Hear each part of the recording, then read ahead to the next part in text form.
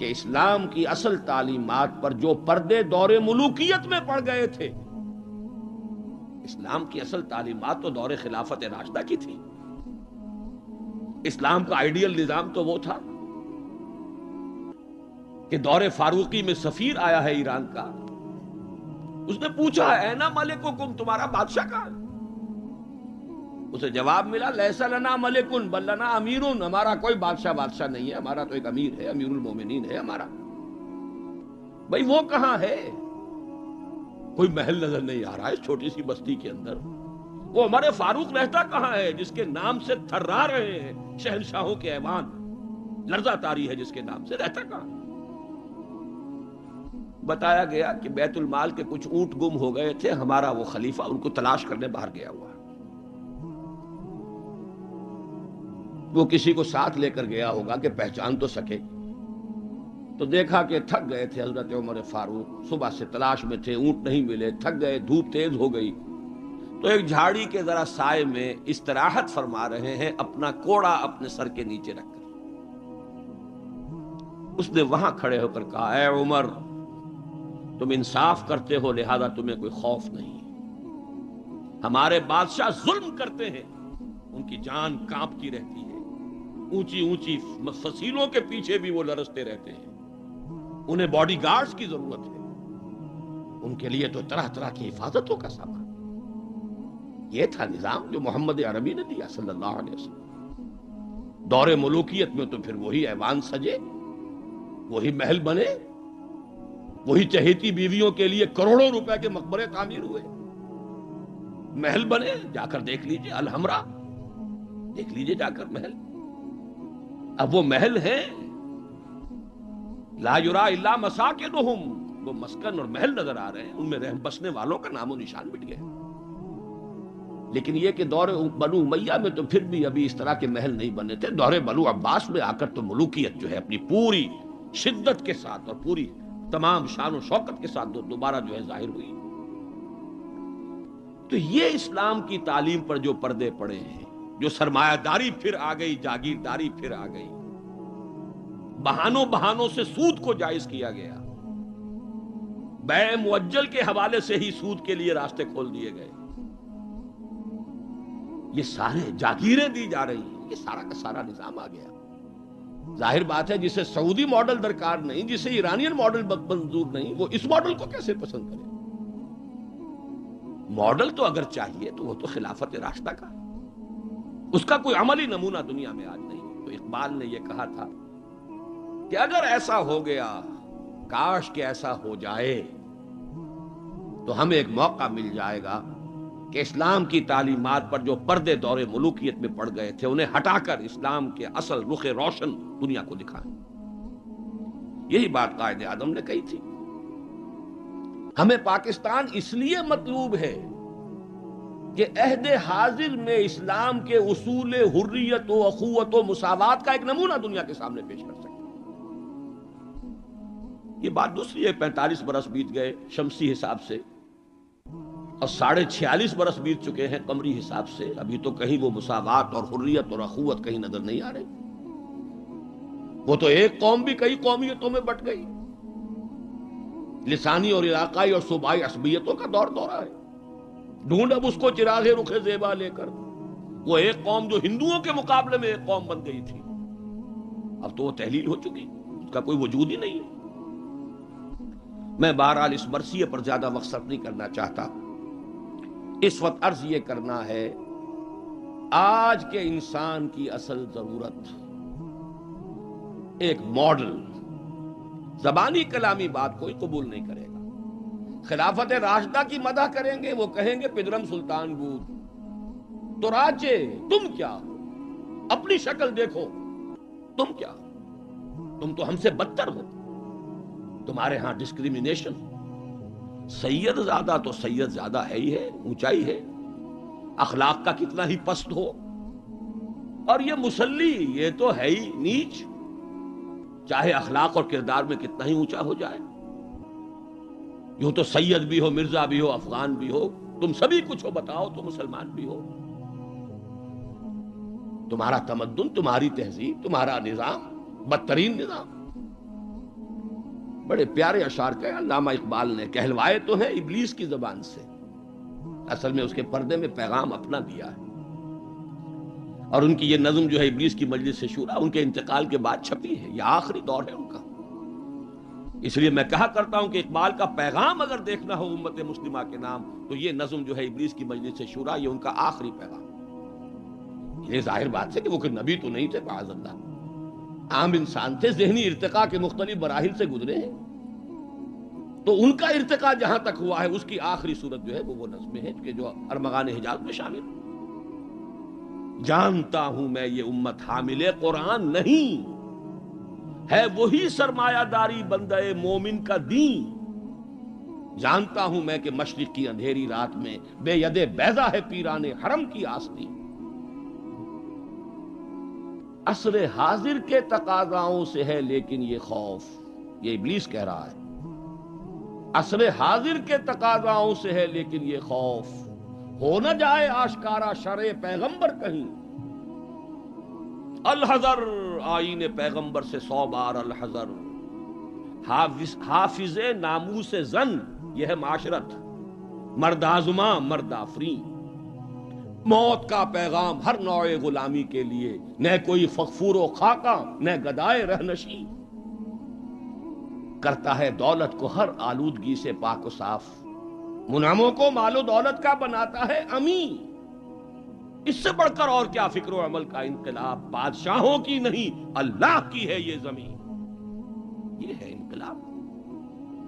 چشم عالم سے رہے پوشیدہ یہ آئیں تو خوب، ابلیس کہہ رہا ہے نا، چشم عالم سے رہے پوشیدہ یہ آئیں تو خوب، یہ غنیمت ہے کہ خود مومن ہے محروم یقین۔ یہ ماڈل آج کے انسان کی اصل ضرورت ہے۔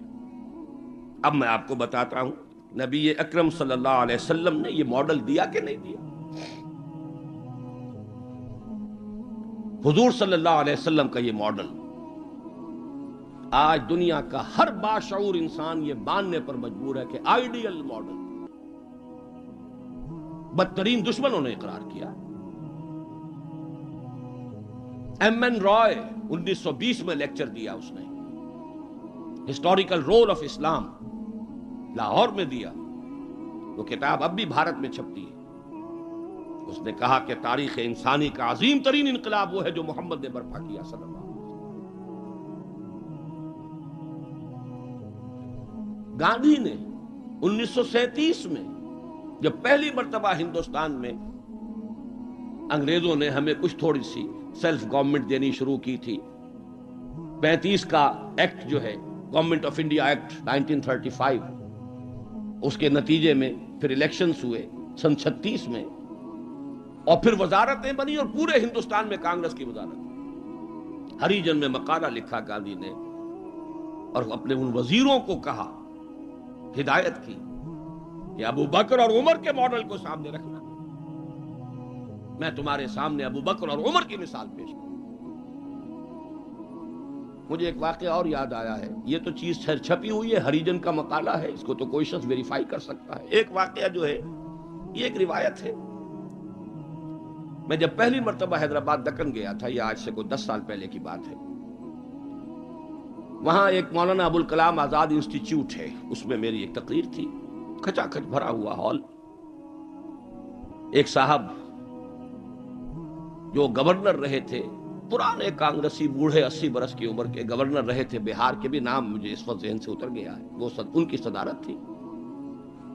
وہاں میں نے تقریر کی مولانا ابوالکلام آزاد مرحوم کے ایک زندگی کے بارے میں، اب اس کا تفصیل میں یہاں بیان نہیں کروں گا۔ تو ایک صاحب جو وہاں ریٹائر ہوئے تھے عثمانیہ یونیورسٹی سے as head of the political science department, وہ مجھ سے ملے۔ انہوں نے ایک تو مجھے یہ کہا کہ آج تک ابوالکلام کے بارے میں اگرچہ میں نے 20 لوگوں کو پی ایچ ڈی کرا دی ہے مولانا ابوالکلام آزاد کی زندگی اور ان کے خیالات، افکار، نظریات، ان پر 20 کو میں نے پی ایچ ڈی کرائی ہے اپنی نگرانی میں، لیکن اتنا کلیئر کانسیپٹ میرے سامنے ابوالکلام کا آج تک نہیں تھا۔ اور وہ 2 جملے میں بیان کر دیتا ہوں۔ میں نے یہ کہا کہ ابوالکلام کی زندگی کے 2 دور تھے، 1912 سے لے کر کا اور 1920 تک کا ابوالکلام، یہ تسلسل تھا تحریک شہیدین کا. سید احمد بریلوی رحمت اللہ علیہ اور شاہ اسماعیل شہید رحمہ اللہ، ان کی جو تحریک جہاد تھی اس کا معنوی تسلسل ہے ابوالکلام الہلال اور البلاغ والا ابوالکلام. لیکن پھر 1920 میں اس نے ہمت ہار دی، ماحول سے تعاون نہیں ملا، مخالفت ہوئی علماء کی طرف سے. اس کھاتے کو بند کر کے حزب اللہ کا کھاتا، حکومت الہیہ کے قیام کی جد و جہد، یہ چیپٹر کلوز کیا ابوالکلام. 1920 سے لے کر اور پھر 1958 تک، اپنے انتقال تک کا یہ جو دور ہے ابوالکلام کا، یہ ہے 1857 کی جنگ آزادی کا تسلسل. اگر آپ کے ذہن میں اپنی پچھلی صدی کی یہ دو تحریکیں ہوں، 1930 کی جو تحریک تھی، 1830 کی، 1826 سے لے کر 1831 میں پھر شہادت ہوئی ہے بالا کوٹ میں، یہ جو تحریک تھی اس کا تسلسل ہے الہلال اور البلاغ والا ابوالکلام. 1857 میں جنگ آزادی تھی، انگریز کے خلاف بغاوت، اسے غدر کہتے تھے، اب جنگ آزادی کہتے ہیں. انگریزی دور میں ہم نے جب تاریخ پڑھی تھی تو وہ غدر کے نام سے تھی. اس میں ہندو اور مسلمان دونوں شریک تھے، متحدہ جد و جہد تھی انگریز سے نجات پانے کی. تو ابوالکلام کی 1920 کے بعد سے لے کر باقی زندگی جو ہے وہ در حقیقت مانوی تسلسل ہے اس جنگ آزادی کا جو 1857 میں لڑی گئی اور ناکام ہو گئی. ناکام تو وہ بھی ہو گئی، تحریک شہیدین بھی ناکام، 1857 کی جنگ آزادی بھی ہو گئی. بہرحال انہوں نے ایک بات تو یہ بتائی، اور مجھے اصل میں جو یاد آیا تھا معاملہ وہ ان کے ایک اور قول کا تھا. 1917 میں وہ کہتے ہیں کہ میں علی گڑھ میں پڑھتا تھا. اس وقت تک وہ صرف ایک کالج تھا، ابھی یونیورسٹی نہیں بنا تھا، اور ہاسٹل میں رہتا تھا. تو ایک روز شور مچ گیا، گاندھی جی آئے، گاندھی جی آئے، گاندھی جی آئے. گاندھی ابھی نئے نئے آئے تھے ساؤتھ افریقہ سے، اور وہ گویا کہ انڈیا کے پولیٹیکل ہورائزن پر ابھی وہ ایک رائزنگ سن کی حیثیت سے تھے. شور مچ گیا، گاندھی جی آئے، گاندھی جی آئے. خیر وہ ہم نے ان کو گھیر لیا، کہا کچھ خطاب کیجیے. ان کا خطاب نہیں، میں تو صرف دیکھنے آیا تھا. اور وہ گیا تھا، پہلے حاضری دی تھی سر سید کے قبر پر. پھر اس نے کہا میں آپ لوگوں کو ایک تو خوشخبری دیتا ہوں، آپ کے کالج کے یونیورسٹی بننے کا فیصلہ ہو گیا ہے، چارٹر آپ کی یونیورسٹی کا منظور ہو گیا ہے. آپ کو معلوم نہیں ہوگا، میں آپ کو خوشخبری دے رہا ہوں. لیکن ایک بات میں آپ سے اور کہتا ہوں، لوگ ہم گوش ہو گئے. اگر آپ کا کالج یا آپ کی یونیورسٹی ایک عمر پیدا کر دے تو بہت بڑا احسان ہوگا نو انسان. لیکن مجھے یقین ہے آپ عمر پیدا نہیں کر سکتے، اس لیے کہ میں آپ کے ہاسٹلوں میں چکر لگا چکا ہوں. وہاں قالین بچھے ہوئے ہیں، وہاں عیش اور آسائش کے سامان ہیں. اس ماحول میں عمر پروان نہیں چڑھتا. میں یہ سمجھتا ہوں کہ علامہ اقبال نے جو اشعار لکھے ہیں شاید یہ واقعہ ہی ہو کہ جو اس کی تحریک بنا ہو. تیرے صوفے ہیں افرنگی، تیرے قالی ہیں ایرانی، لہو مجھ کو رلاتی ہے جوانوں کی تن آسانی. تو معلوم ہوا کہ یہ عمر کا وہ مقام گاندھی کی نگاہ میں تھا. اور پھر سن 1937 میں 20 برس بعد وزیروں کو کہا ہے کہ ابو بکر اور عمر کو اپنے سامنے ماڈل کی حیثیت سے رکھو. ایچ جی ویلز نے کہا ہے اگرچہ حضور کی ذاتی زندگی پر، خاص طور پر ازدواجی زندگی پر بڑے رقیق حملے کیے، لیکن پھر اس نے جب حجۃ الوداع کے ذکر پر آتا ہے concise history of the world میں، اس کا پرانا آپ کو کوئی ایڈیشن تلاش کرنا ہوگا، نئے ایڈیشن میں سے یہ پیسیجز نکال دیے ہیں نئے ایڈیٹرز نے. لیکن یہاں کی یونیورسٹی سے میں نے نکلوا کر ایک دفعہ ویریفائی کیا تھا، چونکہ مجھے تو بہت پرانے یہ الفاظ یاد تھے، لیکن پھر میں نے انہیں تازہ کیا کراچی یونیورسٹی کی لائبریری سے. اس میں وہ لکھتا ہے، وہ حضور کے خطبے کے الفاظ نقل کر کے، لا فضل لعربی علی عجمی ولا لعجمی علی عربی ولا لاحمر علی اسود ولا لاسود علی احمر الا بالتقوی کلکم بنو آدم وآدم من تراب. اس کا ترجمہ دے کر پھر لکھتا ہے کہ اگرچہ ہیومن فریٹرنیٹی، فریڈم اور ایکویلٹی کے سرمنز تو پہلے بھی بہت کہے گئے تھے، جیزس آف نزارت کے ہاں، حضرت مسیح کا تذکرہ کر رہا ہے، جیزس آف نزارت کے ہاں بھی سرمنز تو بہت ہیں، لیکن یہ ماننا پڑتا ہے کہ تاریخ انسانی میں پہلی مرتبہ محمد نے ان اصولوں پر ایک معاشرہ قائم کر کے دکھایا. اس سے بڑا ٹریبیوٹ کیا ہوگا؟ اور دشمن ہے، ذاتی اعتبار سے حملے کر رہا ہے، رقیق حملے کر رہا ہے، استہزاء کر رہا ہے یہ تعدد ازدواج کا، لیکن یہ بات ماننے پر مجبور ہے کہ انسانی تاریخ میں پہلی مرتبہ انسان کی حریت، اخوت اور مساوات کے اصولوں پر مبنی ایک نظام قائم کیا محمد صلی اللہ علیہ وسلم. اور نوٹ کیجئے یہی 3 الفاظ قائد اعظم نے استعمال کیے تھے. ہم پاکستان اس لیے چاہتے ہیں کہ عہد حاضر میں اسلام کے اصول حریت و اخوت و مساوات کا ایک نمونہ دنیا کو دکھا. اسی طرح پھر ڈاکٹر مائیکل ہارٹ کی دی 100 مشہور کتاب ہے. بہرحال یہ ماڈل، یہ رحمت محمد الرسول اللہ صلی اللہ علیہ وسلم انسان کو عطا کر چکے ہیں، اور اپنے تو بہرحال مدح کریں گے ہی. اپنوں کی تو آنکھ محبت اور عقیدت کی آنکھ ہے، لیکن میں نے یہ گواہیاں دی ہیں اغیار کی، دشمنوں کی. اب آئیے دوسری آیت کی طرف. لقد کان لکم فی رسول اللہ اسوۃ حسنہ.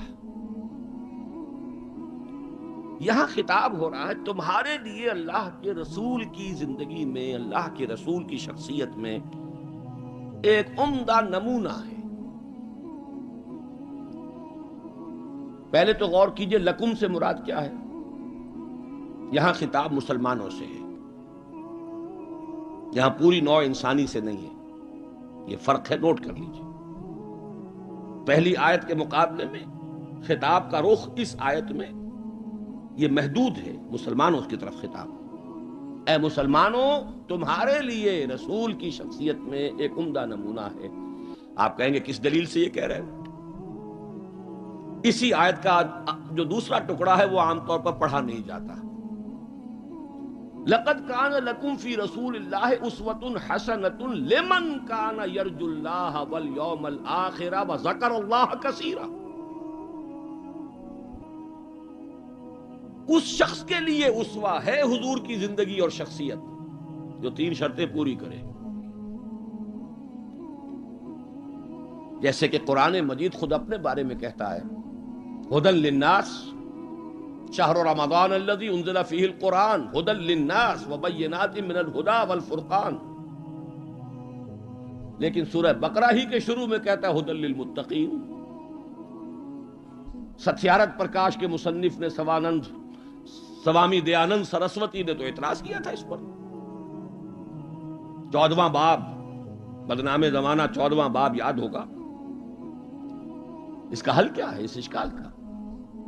قرآن اپنی جگہ ہدایت ہے پوری نوع انسانی کے لیے تا قیام قیامت، لیکن اس سے استفادہ وہی کرے گا جس میں استفادے کی پیاس اور طلب. پیاس ہی نہیں، بہترین مشروب رکھ دیجئے، پیے گا نہیں انسان. بھوک نہیں، بیماری کی وجہ سے ذائقہ منہ کا خراب ہے. آپ نے دیکھا ہوگا ماؤں کو بیچاریاں بچوں کی کیسی کیسی خوش آمدیں کرتی ہیں، بیٹے کچھ کھا لو، یہ کھا لو، وہ کھا لو، یہ، لیکن اس کا منہ کا ذائقہ بگڑا ہوا کچھ نہیں کھاتا. بھوک مری ہوئی ہے کچھ نہیں کھاتا.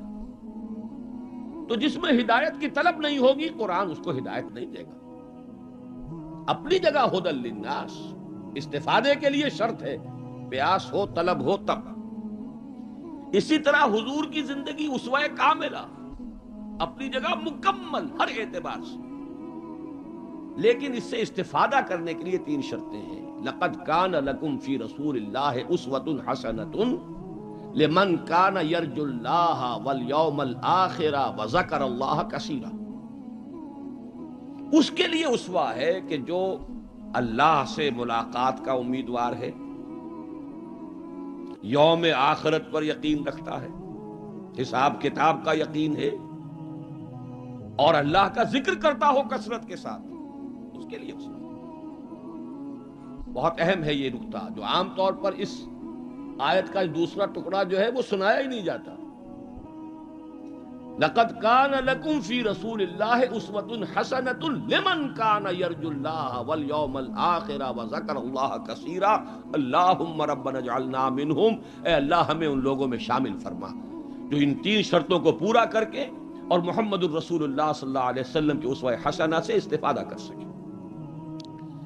اب نوٹ کیجئے حضور کا یہ اسوہ نمونہ کس کس پہلو سے ہے۔ اس میں بھی ذرا 3 مراحل آئیں گے۔ سب سے پہلے یہ کہ ایک فرد کی حیثیت سے اسوہ کاملہ، خاص طور پر میرے نزدیک تو یہ سیرت النبی کا اعجاز ہے، معجزہ ہے۔ اگرچہ حضور کا سب سے بڑا معجزہ قرآن ہے،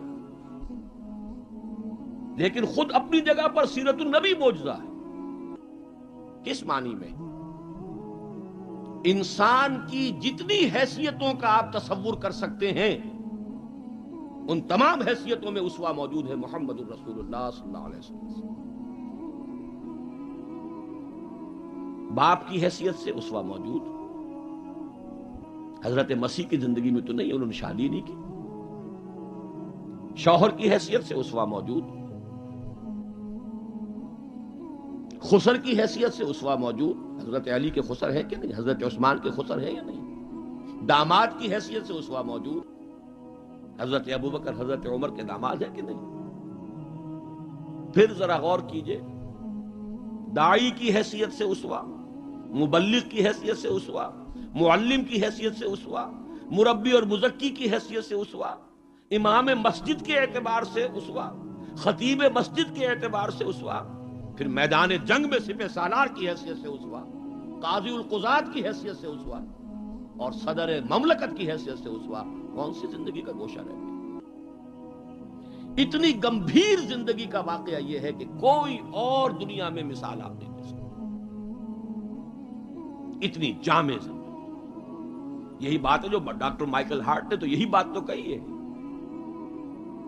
He is the only person supremely successful in both the religious and secular fields۔ باقی عظیم شخصیتیں ایسی ہیں یا مذہب و اخلاق اور روحانیت کے میدان میں بلند نظر آئیں گی تو دنیا اور سیاست اور مملکت اور ریاست اور سپہ سالاری میں زیرو۔ گوتم بدھ کا ادھر اونچا مقام ہے، ادھر زیرو۔ حضرت مسیح کا ادھر اونچا مقام، ادھر زیرو۔ حضرت مسیح ابھی آئیں گے، دوسرا میدان بھی، اس میں بھی ان کی جولانیاں ہوں گی، لیکن اس وقت تک دنیا جس مسیح سے واقف ہے ان کی زندگی میں تو دوسرا کھاتا ہی نہیں ہے، کھانا کھلا ہی نہیں۔ اور ادھر آئیے، سکندر اعظم کہاں میکڈونیا سے چلا ہے اور بیاس تک پہنچ گیا ہے 3 سال کے اندر اندر، لیکن روحانیت اور مذہب اور اخلاق کے معاملے میں زیرو سے کام نہیں چلتا، کوئی مائنس ویلیو لانی پڑے گی۔ اسی طرح اٹیلا، اسی طرح چنگیز خان۔ ایک ہی شخصیت ہے، the only person supremely successful in both the fields. گویا کہ ہر اعتبار سے اسوہ کاملہ۔ یہاں بھی ایک نقطہ ذرا سی ڈائگریشن ہے۔ ایک پہلو ایسا ہے انسانی زندگی کا جس میں حضور اس کا کی شخصیت یا آپ کی سیرت اسوہ نہیں ہے۔ آدمی چونک جائے گا، اسے شاید توہین پر محمول کرے، لیکن ہے۔ اور وہ شخصیت کا پہلو ہے ایک عورت کی حیثیت سے، بیوی کے لیے اسوہ، ماں کے لیے اسوہ، کہاں سے آئے گا؟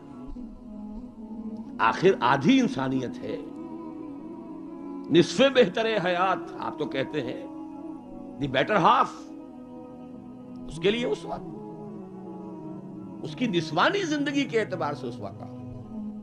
دیکھیے یہی نقطہ ہے، نوٹ کر لیجئے، دل پر لکھ لیجئے۔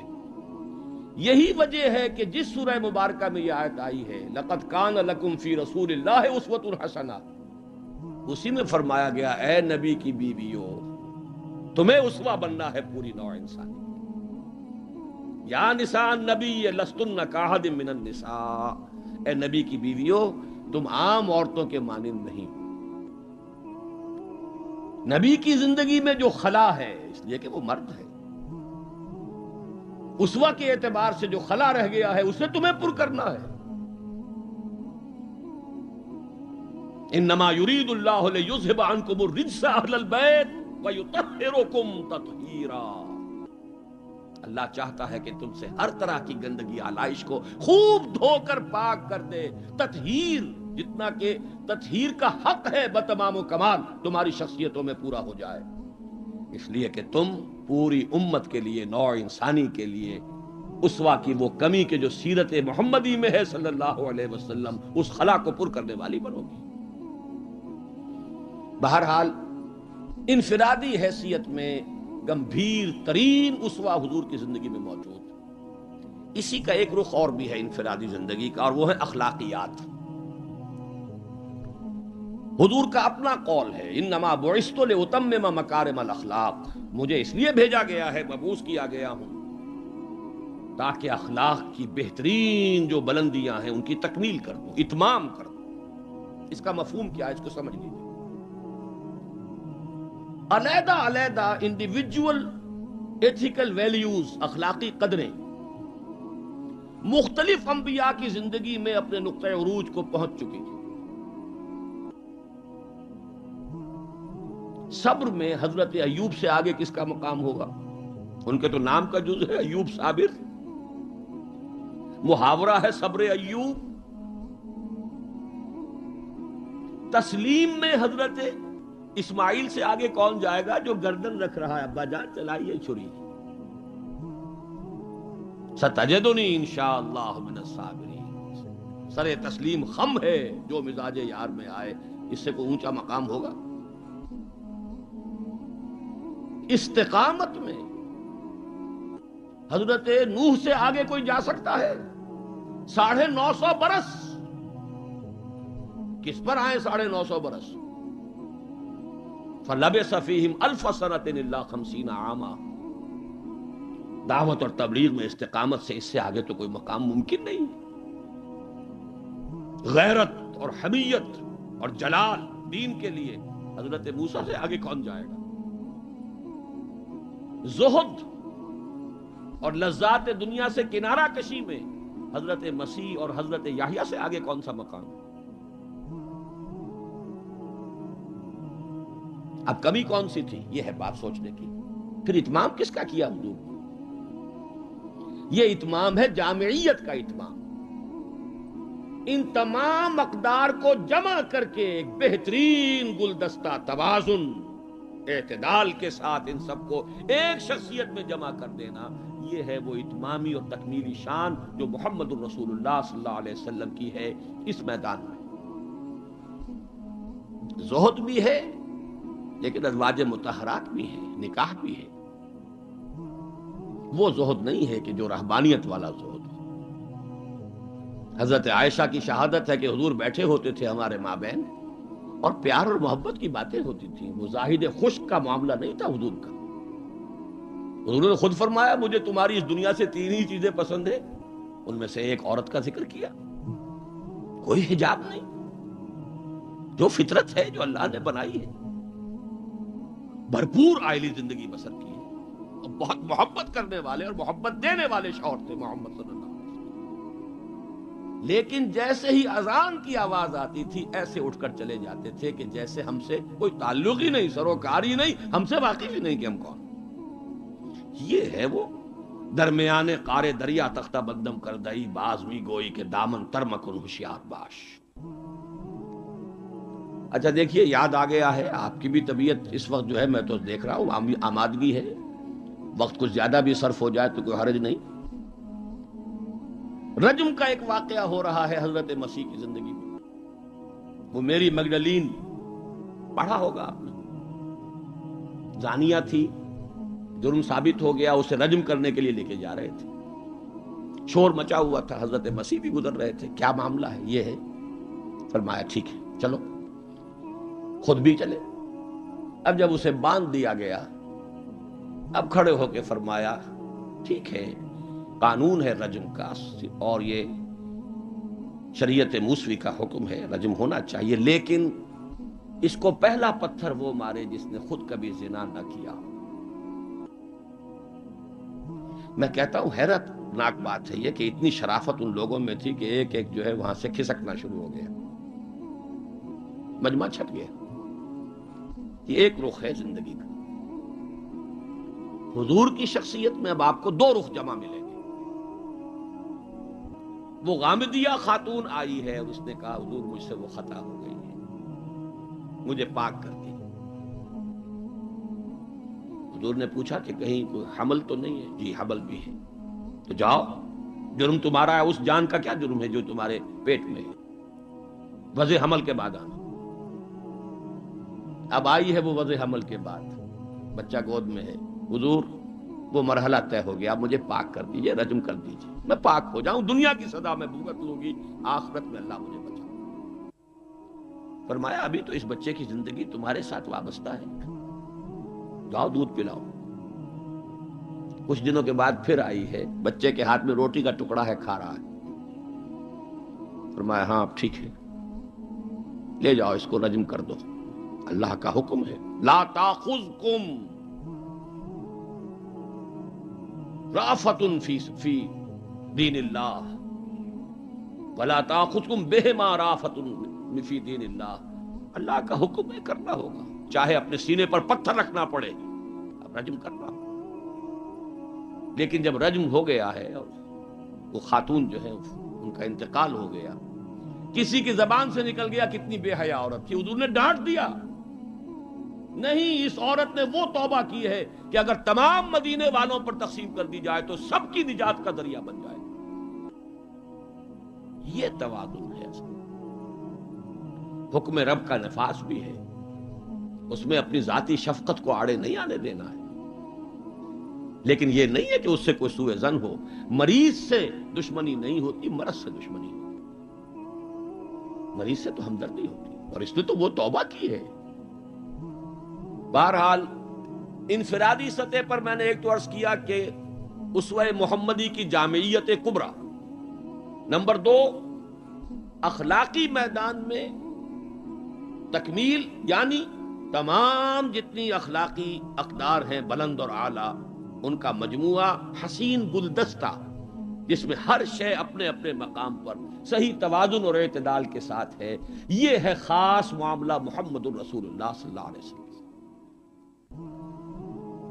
دوسرا اسوہ حضور کا وہ میں بیان کر چکا، ایک ماڈل پیش کر دیا، نوع انسانی کے لیے ایک ماڈل، وہ نظام قائم کیا، کس نے کیا؟ محمد الرسول اللہ نے کیا صلی اللہ علیہ وسلم۔ اگرچہ یہ نوٹ کر لیجئے کہ اس ماڈل کا جو اصل ہے دور، وہ ہے دور فاروقی، یہاں بھی کہیں آپ یہ نہ کہیں توہین کر رہا، دور نبوی نہیں ہے اس کا ماڈل۔ کیوں؟ حضور کی حیات طیبہ میں تو ابھی انقلابی عمل جاری تھا، ریولوشنری پروسیس تھا اپنے پورے جوبن کے اوپر، نظام قائم ہوا اور آپ کا انتقال ہو گیا، بلکہ آپ نے خود چوز کیا ہے۔ اللہم فی الرفیق الاعلی، اے اللہ بس میرا کام پورا ہو گیا، اب میں مزید یہاں رہنے کو تیار نہیں، خود خطبہ دیا آپ نے۔ بلکہ اسے اگر سوء ادب نہ سمجھا جائے تو میرے دل میں تو ایک بات ہے کہ اگر حضور کے قدموں میں اللہ نے پہنچا دیا میدان قیامت میں یا عالم آخرت میں، تو شکوہ کروں گا کہ حضور آپ نے جلدی کی۔ ابھی جو عرب ایمان لائے تھے یدخلون فی دین اللہ افواجا، ابھی ان کی کچھ اور تربیت آپ فرماتے، کچھ اور دن آپ دنیا میں قیام فرماتے۔ چوائس ہوتا ہے نبی کا، یہ تو حضور کی حدیث ہے۔ انبیاء کا معاملہ خاص ہے کہ جب وقت آ جاتا ہے اس وقت انہیں چوائس دے دیا جاتا ہے، ابھی مزید رہنا چاہتے ہیں تو رہیے، اور اگر واپس آنا چاہتے ہیں تو ٹھیک ہے، آپ کا وہ وقت جو ہے وہ ہو چکا۔ اسی پر تو حضور نے فرمایا تھا مرض وفات میں جب ذرا سا وقفہ ہوا ہے اور افاقہ ہوا ہے، حضرت ابوبکر نماز پڑھا رہے تھے مسجد نبوی میں، اور حضور پھر اپنے اس افاقے کی وجہ سے حضرت علی اور حضرت عباس رضی اللہ تعالی عنہما کے کندھوں پر اپنا ایک ایک ہاتھ دست مبارک رکھ کر مسجد میں تشریف لائے ہیں۔ حضرت ابوبکر ہٹنے لگے پیچھے، جب آپ امامت فرمایا آپ نے اشارے سے کہا نہیں تم امامت کرو، حضرت ابوبکر کے پہلو میں بیٹھ گئے، کھڑے نہیں رہ سکے۔ اب آپ نماز پڑھ رہے تھے، حضرت ابوبکر آپ کی اقتدا کر رہے تھے، اور باقی پوری جماعت حضرت ابوبکر کی اقتدا کر رہے تھے۔ یہ خاص نماز ہے، یہ ایک ہی نماز ہے بس جو اس رنگ میں پڑھی گئی۔ اس نماز کے بعد آپ نے خطبہ دیا۔ اللہ نے اپنے ایک بندے کو یہ اختیار دیا ہے، چاہے وہ دنیا میں رہے اور چاہے وہ واپس آ جائے، بندے نے اللہ کی طرف لوٹنے کو قبول کر لیا. حضرت ابو بکر رو پڑے. باقی صحابہ نہیں سمجھے کہ یہ تو ایک خاص بات کہی جا رہی ہے، کسی اور کی حکایت ہے، کیا ہے. حضرت ابو بکر رو پڑے، سمجھ گئے کہ معاملہ کیا ہے. اب آپ نے فیصلہ کر لیا ہے مراجعہ. بہرحال میں یہ عرض کر رہا تھا کہ حضور کی حیات طیبہ بہت گمبھیر انقلابی عمل ہے جو اس کے اندر چھایا ہوا ہے. اس میں پھر ابھی اس نظام کی برکات جو ہیں وہ نمایاں نہیں ہے، موجود ہیں، نمایاں نہیں ہے. اسی طرح حضرت ابوبکر کے کل 2.25 سال، اور وہ بھی جس انقلاب کی تکمیل حضور نے کر دی تھی، اس کے خلاف جو کاؤنٹر ریولوشنری موومنٹس اٹھی ہیں ان کو کرب کرنے میں سارا وقت صرف ہو گیا. مسیلمہ کذاب اٹھ کھڑا ہوا ہے، فلاں جو ہے یہ نبیہ بن کر دعوے دار بن کر کھڑی ہو گئی ہے، اس نبی اور نبیہ کا نکاح بھی ہو گیا ہے. ایک طوفان. منکرین زکوٰۃ کھڑے ہو گئے ہیں. اور شاید آپ نے کبھی نوٹ نہ کیا ہو، نوٹ کر لیجئے، یہ سورت تو آپ پڑھتے ہی ہیں، اذا جاء نصر اللہ والفتح ورأیت الناس يدخلون فی دین اللہ افواجا. لیکن یہ کہ اس کی ایک برعکس تصویر بھی ہے، وہ دیکھ لیجئے کہ حضور کے انتقال کے بعد وہ جو فوج در فوج آئے تھے، فوج در فوج نکل بھی گئے تھے. یخرجون من دین اللہ افواجا. اور دارالاسلام جو ہے وہ صرف مدینے تک محدود ہو کر رہ گیا تھا. حضرت ابو بکر کی فضیلت جو ہے در حقیقت اسی سے ظاہر ہوتی ہے. with an iron fist and with an iron will، جس طرح آپ نے مقابلہ کیا ہے اور کرش کر دیا ہے ان تمام جو بھی قوتیں اٹھی. حضرت عمر تک گھبرا رہے ہیں، مشورہ دے رہے ہیں کہ دیکھیے ایک دم 3 محاذ نہ کھول لیجئے، حالات بڑے خراب ہیں، بڑے نازک ہیں. آپ نہ تو جیش اسامہ کو روک رہے ہیں، ٹھیک ہے آپ کا کہنا ہے کہ جس لشکر کا علم جو ہے حضور نے عطا کر دیا ہو، میں کیسے اس لشکر کو روکوں. پھر آپ مدعیان نبوت کے خلاف بھی لشکر بھیج رہے ہیں، وہ بھی سمجھ میں آتا ہے، وہ تو کافر ہو گئے، مرتد ہو گئے، لازماً ان کے خلاف تو جہاد کرنا ہے. لیکن کم سے کم ان زکوٰۃ کا انکار کرنے والوں کے معاملے میں سوچئے، نرمی کیجئے، تیسرا محاذ نہ کھولیے. انہوں نے نہ کسی نئے نبی کی دعوت کو قبول کیا ہے، نہ وہ ابھی نماز کا انکار کر رہے ہیں، بلکہ زکوٰۃ بھی یہ نہیں کہتے کہ ہم نہیں دیں گے، صرف یہ کہتے ہیں کہ ہم حکومت کو نہیں دیں گے. تو تھوڑی سی نرمی کیجئے. حضرت عمر کو ڈانٹ ملائی ہے حضرت ابو بکر نے. اے عمر، تم دور جاہلیت میں تو بڑے سخت تھے اور بڑے ہمت والے تھے، اسلام میں آ کر کمزور ہو گئے. اور پھر وہ تاریخی الفاظ کہے ہیں، ایبدل الدین وانا حی، کیا دین کے اندر ترمیم ہوگی جبکہ میں ابھی زندہ ہوں؟ میری زندگی میں دین میں ترمیم نہیں ہو سکتی. خدا کی قسم اگر کسی اور نے میرے ساتھ نہ دیا، تنہا جاؤں گا اور ان مانعین زکوٰۃ سے جہاد کروں گا. یہ آئرن ول اور آئرن فسٹ ابو بکر، رقیق القلب نحیف الجثہ انسان. لہذا اس 2.25 سال میں بھی اصل جو برکات ہیں ان کا ظہور نہیں ہو پا رہا. اصل میں جسے انگریزی میں آپ کہتے ہیں للی ان بلوم، یہ گلاب کا پھول پوری طرح کھل کر جو سامنے آیا ہے، وہ دور فاروقی ہے رضی اللہ تعالی عنہ. اس کی وہ شانیں ہیں. وہ سفیر کا واقعہ سنا چکا ہوں. حریت کا معاملہ دیکھیے کہ سعد ابن ابی وقاص کے بارے میں پرچہ نویس نے اطلاع دی ہے ایران سے. گورنر ہے ایران کے حضرت سعد ابن وقاص، اور گورنر اس لیے ہے کہ خود فاتح ایران ہیں. یہ ریوڑیوں کی طرح بٹی ہوئی گورنریاں نہیں ہے کہ اس کو دے دو اس کو دے دو، جس کو چاہو دے دو. خود فاتح ایران سعد ابن ابی وقاص. اور آدمی کون ہے وہ؟ ایک ہی انسان ہے جس کے بارے میں حضور نے فرمایا، اے سعد تم پر میرے ماں باپ قربان. غزوہ احد میں جب نرغہ کیا ہے کفار نے اور حضور کو شہید کرنے کے لیے سرتوڑ کوشش کی ہے، اس وقت تیر اندازی کر رہے تھے حضرت سعد ابن ابی وقاص رضی اللہ تعالیٰ عنہ، یکی از عشرہ مبشرہ. اس وقت حضور نے کہا تھا تیر چلائے جاؤ اے سعد، تم پر میرے ماں باپ قربان. وہ سعد ہیں کہ پرچہ نویس نے اطلاع دی ہے کہ سعد نے اپنے گھر کے باہر ایک ڈیوڑی بنا لی ہے، دربان کھڑا کر دیا ہے. حضرت بلال کو بھیجا ہے، خط میں ڈانٹ دی ہے، لیکن بلال کو حکم تھا کہ پہلے جا کر ڈیوڑی کو آگ لگا دینا، پھر یہ خط دینا سعد کو. نے آگ لگائی ہے، پھر جا کر یہ خط دیا ہے. خط میں لکھا ہے سعد، لوگوں کو ان کی ماں نے آزاد جنا تھا، تم نے انہیں اپنا غلام کب سے بنا دیا. حریت کا اس سے اونچا تصور کوئی ہوگا؟ ایک عورت ٹوک رہی ہے، عمر جی محمد عورت تھی، یہ کیا تم نے حکم نافذ کیا ہے کہ مہر اس سے زیادہ نہیں ہوگا؟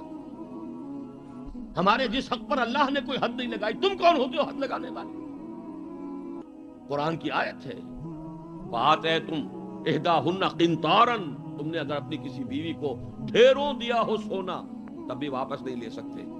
جب قرآن نے ڈھیروں سونے تک کی اجازت دی ہے، تم کون ہوتے ہو اس کے اندر ترمیم کرنے والے؟ عمر وہیں کہتے ہیں آج ایک بڑھیا نے عمر کو دین سکھایا اور آرڈیننس واپس. حریت، احتساب، تنقید، مساوات، اگر یہ کچھ چڑیاؤں کے نام ہیں، ہمارے لیے تو یہ چڑیاں ہیں، ان کا ہے، صرف شکلیں ہیں، نام ہیں، حقیقت کہیں نہیں. ان تمام چیزوں کی بتمام و کمال حقیقت دیکھنی ہو تو حضرت فاروق کا دور ہے. بیت المقدس کا سفر کر رہے ہیں اور ایک اونٹ تقریباً 700 میل کا سفر ہے، کوئی نجی سفر نہیں ہے، کوئی انٹوریج نہیں ہے، کوئی 250-300-400 آدمی ساتھ نہیں ہے، کوئی پورا بوئنگ 747 نہیں لے جایا گیا عمرے کے لیے. ایک اونٹ، ایک خادم، اسی اونٹ پر راشن بھی ہے، لہذا بیک وقت 2 آدمی نہیں بیٹھ سکتے، ایک ہی آدمی سواری کر سکتا. ایک منزل میں خلیفہ وقت اوپر بیٹھے ہیں اور خادم نکیل پکڑ کر آگے چل رہا ہے، اگلی منزل میں خادم اوپر بیٹھا ہے اور خلیفہ وقت نکیل پکڑ کر چل رہا ہے. اور آخری وقت میں باری اتفاقاً آ گئی خادم کی، اس نے ہاتھ جوڑ دیا کہ خدا کے لیے لوگ کیا کہیں گے، میرے سر ہو جائیں گے. فرمایا نہیں، الدور دورک، نہیں، باری تمہاری. اور اس محاذ پر تھے کون کمانڈر؟ ابو عبیدہ بن الجراح رضی اللہ تعالی عنہ، امین هذه الامہ. جب غلغلہ ہوا، آ گئے عمر، آ گئے عمر، آ گئے، تشریف لے آئے. اب وہ آئے ہیں استقبال کے لیے، دیکھا کپڑے سخت میلے، ننگے پاؤں، درمیان میں کہیں کیچڑ آیا تھا، پیدل چل کے آ رہے تھے تو جوتے بھی ہاتھ میں لے لیے تھے. کہا یہ آپ کیا کر رہے ہیں، اپنا حلیہ کوئی درست کیجئے، یہ بڑا متمدن ملک ہے، بڑے مہذب لوگ ہیں یہ شام کے لوگ، کیا کہیں گے. ڈانٹ پلائی ہے حضرت ابو عبیدہ کو بھی. نحن قوم اعزنا اللہ بالاسلام، اے ابو عبیدہ کیا ہو گیا ہے تمہیں، ہم وہ لوگ ہیں کہ ہمیں جو عزت اللہ نے دی ہے وہ اسلام سے دی ہے، کپڑوں سے نہیں دی. واقعہ یہ ہے کہ یہ ہے وہ heights by great man reached and kept. یہ مثالیں ہیں، یہ آئیڈیل ہے، یہ اسوہ ہے. اور اس میں کمال عمر کا نہیں ہے، کمال محمد الرسول اللہ کا ہے صلی اللہ علیہ وسلم. درخت اپنے پھل سے پہچانا جاتا ہے، عمر تو درخت کا پھل ہے، ابو بکر اس درخت کے پھل ہیں، صحابہ کرام اس شجرہ طیبہ کے برگ و بار ہیں. اسوہ تو محمد کا ہے صلی اللہ علیہ وسلم. لیکن اب آگے آئیے، اسوے کی تیسرا حصہ ہے اسوہ کا، اور یہ نوٹ کر لیجئے جس مقام پر یہ آیت وارد ہوئی ہے سورہ احزاب میں. پہلے تو میں نے آپ کو بتایا سورہ احزاب ہی میں وہ آیت بھی ہے جس میں اسوہ خواتین کے لیے حضور کے ازواج مطہرات. لیکن یہ آیت کہاں آئی ہے پرٹیکولرلی؟ وہ ہے غزوہ احزاب، جنگ کا مرحلہ. یہ جنگ کس لیے لڑی جا رہی تھی؟ غلبہ دین کے لیے، لِیُظْهِرَهُ عَلَى الدِّینِ كُلِّهِ. چھاپڑا صاحب سے آپ نے وہ سورہ صف کی آیات سن لی ہیں، کاش کہ وہ ایک آیت اور شامل کر دیتے اس سے پہلے، اس لیے کہ اس وقت کا جو دنیا کا نقشہ ہے وہ اس آیت میں یریدون لیطفئوا نور اللہ بافواہہم، یہ چاہتے ہیں کہ اللہ کے نور کو، اللہ کے اس نور کو اپنی منہ کی پھونکوں سے بجھا دیں. واللہ متم نورہ ولو کرہ الکافرون، اور اللہ تو اپنے نور کا اتمام فرما کر رہے گا چاہے کافروں کو کتنا ہی ناگوار ہو. هو الذی ارسل رسولہ بالہدی ودین الحق لیظہرہ علی الدین کلہ ولو کرہ المشرکون. اس کا ترجمہ آپ سن چکے ہیں. وہ یہ اللہ جس نے بھیجا اپنے رسول کو الہدا اور دین حق دے کر تاکہ غالب کریں اس کے کل کے کل دین پر، پورے کے پورے نظام زندگی پر، تمام کے تمام نظاموں پر، دینوں پر، چاہے مشرکوں کو کتنا ہی ناگوار ہو. اسی کے لیے جہاد کی پکار ہے. هل ادلکم علی تجارۃ تنجیکم من عذاب الیم تؤمنون باللہ ورسولہ وتجاہدون فی سبیل اللہ باموالکم وانفسکم. اسی کے لیے قتال کی ترغیب ہے. یہ اس پہلے حصے میں ہے. ان اللہ یحب الذین یقاتلون فی سبیلہ صفا کانہم بنیان مرصوص. تو حضور کا ایک اسوہ تو پوری نوع انسانی کے لیے ہے، وہ ماڈل جو آپ نے دکھا دیا، قائم کر کے نظام کی ایک مثال دنیا کے سامنے پیش کر دی. یہ ممکن ہے، قائم ہو سکتا ہے، یہ کہانی نہیں ہے، یہ تو تاریخ کا نصف النہار ہے. 5000 برس قدیم بات ہوتی تو کہتے پتہ نہیں ڈھکوسلا ہے، ہوا بھی ہے کہ نہیں ہوا. یہ تو عین ہسٹوریکل ایرا ہے، تاریخی حقائق ہیں، پوری دنیا مان رہی ہے. روز روشن نصف النہار پر سورج تاریخ کا ہے، جبکہ محمد رسول اللہ صلی اللہ علیہ وسلم نے یہ ماڈل پیش کیا جس کا کہ اقرار اور اعتراف دشمن کر رہے ہیں. تو وہ اسوہ تو ہے پوری نوع انسانی کے لیے. میں نے آپ کو نوٹ کرایا تھا لقد کان لکم. وہ اسوہ جو اس امت کے لیے ہے وہ کون سا اسوہ ہے؟ وہ اسوہ ہے وہ طریقہ کار جس سے کہ آپ نے وہ انقلاب برپا کیا. کیسے قائم کیا؟ منہج کیا تھا؟ منہاج کیا تھا؟ طریقہ کار کیا تھا؟ پہلے کیا کیا تھا؟ پھر کیا کیا تھا؟ اگلا قدم اٹھایا تو کیوں اٹھایا؟ پہلے نہیں اٹھایا تو کیوں نہیں اٹھایا تھا؟ کیا سبب ہے کہ مکے میں حکم دیا جا رہا ہے چاہے تمہارے ٹکڑے اڑا دیے جائیں، تمہیں زندہ آگ کے اندر جلا دیا جائے، تب بھی تم ہاتھ نہیں اٹھاؤ گے؟ کفو ایدیکم، اپنے ہاتھ بندھے رکھو. نو ریٹیلیشن، نو ریونج، کوئی انتقام نہیں، کوئی قصاص نہیں. آئے گا وہ وقت جب تمہارے ہاتھ کھول دیے جائیں گے. نغمہ ہے بلبل شوریدہ تیرا خام، ابھی اپنے سینے میں اسے اور ذرا تھام. ابھی اپنے ہاتھ روکے رکھو، چاہے تمہارے جسم کے ٹکڑے کر دیے. کیا وجہ ہے؟ پھر کیا وجہ ہے؟ ہاتھ کھل گئے، کیوں کھل گئے؟ فیصلہ کن چیز کون سی تھی؟ ہاتھ بندھے ہوئے تھے تو کیوں بندھے ہوئے تھے؟ کھلے تو کیوں کھلے؟ کب کھلے؟ کس تبدیلی کی وجہ سے کھلے؟ کیا وجہ ہے کہ سن 6 میں صلح حدیبیہ کر رہے ہیں اور بظاہر گر کر اور دب کر رہے ہیں؟ ہر مسلمان کا خون کھول رہا ہے. حضرت عمر سے تو ضبط نہیں ہو سکا. ساری عمر پچھتاتے رہے کہ میں نے گستاخی کا معاملہ کیا تھا. جو جا کر حضور سے کہا تھا کیا ہم حق پر نہیں ہیں؟ فرمایا ہاں ہم حق پر ہیں. تو پھر ہم دب کر صلح کیوں کر رہے ہیں؟ فرمایا میں اللہ کا رسول ہوں، وہی کر رہا ہوں جس کا مجھے حکم ہے. یہی بات حضرت علی نے کی جب سہیل ابن عمر نے کہا ہے کہ یہ معاہدہ جو لکھا جا رہا ہے صلح کی دستاویز، اس میں آپ کے نام کے ساتھ رسول اللہ کا لفظ نہیں ہوگا، اس لیے کہ دستاویز پر تو دونوں پارٹیز کے دستخط ہونے. اگر ہم آپ کو اللہ کا رسول مان لیں تو جھگڑا کائے گا؟ پھر ہم تو نہیں مانتے کہ آپ اللہ کے رسول ہیں. یہ معاہدہ ہوگا محمد ابن عبداللہ اور قریش کے مابین.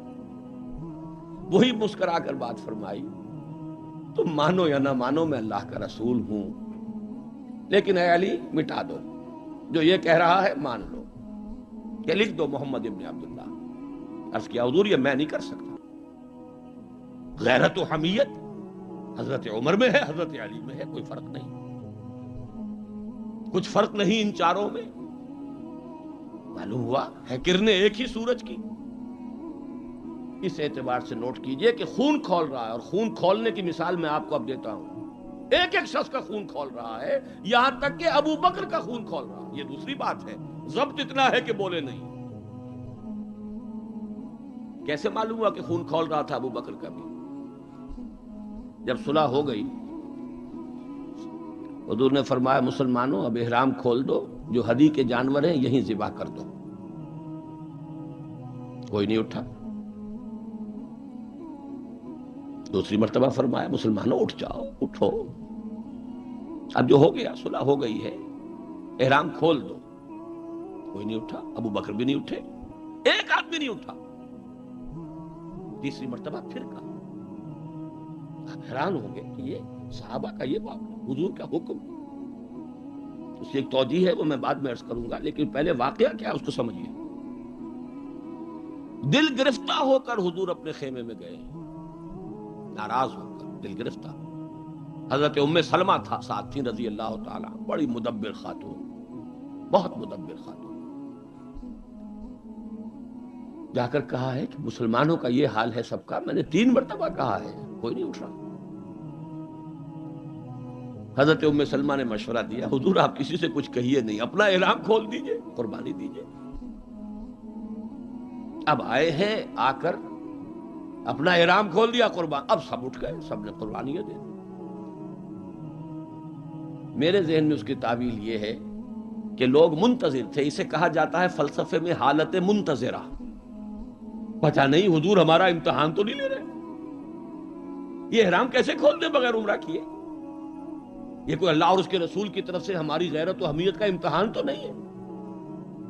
اس سسپینس میں تھے، جب دیکھا کہ حضور نے تو کھول دیا احرام، قربانی دے دی، اب گویا کہ کوئی شک اور شبہ کی بات نہیں رہی کہ یہی منشاء نبوت ہے، یہی حکم ہے، لہذا کوئی ایک بھی نہیں تھا کہ جو پیچھے رہ گیا۔ لیکن میری گفتگو اس وقت اس مرحلے پر تھی کہ قابل توجہ ہے یہ بات، 2 سال قبل سن 6 میں حضور صلی اللہ علیہ وسلم بظاہر گر کر دب کر صلح کر رہے ہیں، اور 2 سال کے بعد قریش کا سردار آ کر ابو سفیان خوش آمدیں کر رہے ہیں، اس لیے میں ادب کا اس سے نام دوں گا کہ ایمان لے آئے بعد میں، صحابی ہے، خدا کے لیے ہماری طرف سے خطا ہوئی ہے، ہمارے ایک قبیلے نے، ہمارے حلیف قبیلے نے صلح کو توڑا ہے، رینیو کر دیجئے، دوبارہ وہ ٹریٹی ہو جائے، دوبارہ معاہدہ ہو جائے۔ حضور نہیں سن رہے، سفارشیں کرا رہے ہیں، حضرت علی سے کرا رہے ہیں، فلاں سے کرا رہے ہیں، خدا کے لیے سفارش کرو، منواؤ۔ ابو سفیان بڑے مدبر انسان، انہیں پتا تھا اب ہمارے اندر طاقت نہیں ہے، اب ہم مقابلہ نہیں کر سکتے محمد کا۔ 2 برس جو حضور کو مل گئے، اس میں جو آپ نے پھر اپنی دعوت اور جو تنظیم اور تربیت کے مراحل جس تیزی کے ساتھ آگے بڑھائے ہیں، خیبر فتح کر لیا، اتنی بڑی فتح، صلح حدیبیہ کے فوراً بعد، جب اندرون ملک عرب کوئی اندیشہ نہیں رہا، سیدھے آپ نے تیر کی طرح رخ کیا خیبر کا، اور وہ گڑھ اور قلعہ جو ہے یہود کا، اس کو پاش پاش کر دیا۔ اب طاقت اتنی ہو چکی تھی کہ ابو سفیان کو معلوم تھا we are no match to Muhammad now صلی اللہ علیہ وسلم۔ اس لیے بلکہ اس میں بھی واقعہ سن لیجئے، حضرت ام حبیبہ ابو سفیان کی بیٹی ہے، حضور کے نکاح میں ہے، معلوم ہوا کہ this is the nearest approach، اس سے زیادہ سفارش اور کون سی ہوگی، اپنی بیٹی جو ہے خود نبی کے گھر میں، بڑی امیدیں لے کر گئے ہوں گے ابو سفیان۔ حضرت ام حبیبہ کے حجرے میں جب گئے، چارپائی پر بیٹھنے لگے تھے، انہوں نے کہا ابا جان ذرا ٹھہریے، بستر بچھا ہوا تھا اس کو طے کر دیا، کہا اب بیٹھیے۔ اب یہ قریش کا سردار، مکے کا چیف، پوچھتے ہیں بیٹی یہ بستر میرے لائق نہ تھا یا میں اس بستر کے لائق نہ تھا؟ فرمایا ابا جان آپ اس بستر کے لائق نہیں ہیں، یہ محمد الرسول اللہ کا بستر ہے، آپ مشرک ہیں، کافر ہیں، نجس ہیں۔